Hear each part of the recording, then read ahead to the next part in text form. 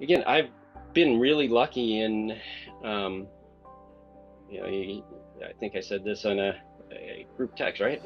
Good things happen to good people, and things happen for a reason. Yeah. Um, and I had bumps and bruises along the way, but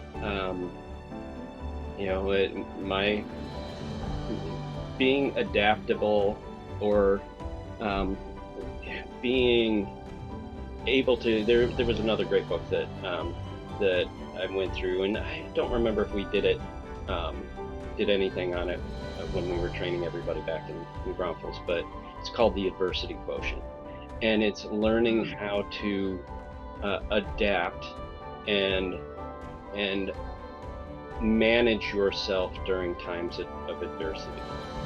And honestly, I struggled with that in the early stages before I got heavy into the BPO space.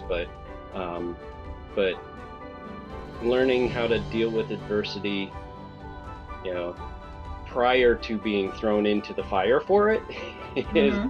if you can take classes on that, or really get up to speed on how you manage in difficult times and understand that, and it saves a lot of pain and anguish, though that pain and anguish is also what kind of moves you to the better spaces. So That's right. It sure helps you grow, even yep, when you don't want it to. That's yep, for sure.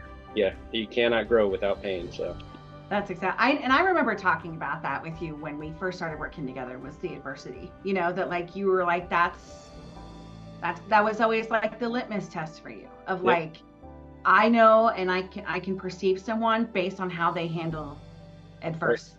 And I remember you talking about that early on, and I always thought that was really profound because like people don't yeah, take the time to look at that or like even like get down to the root problem of why they're acting the way they are. So I yeah, think it's right, it's important and you've always just, if you did come across or even just someone within your sector that was like off, you'd be like, what's wrong?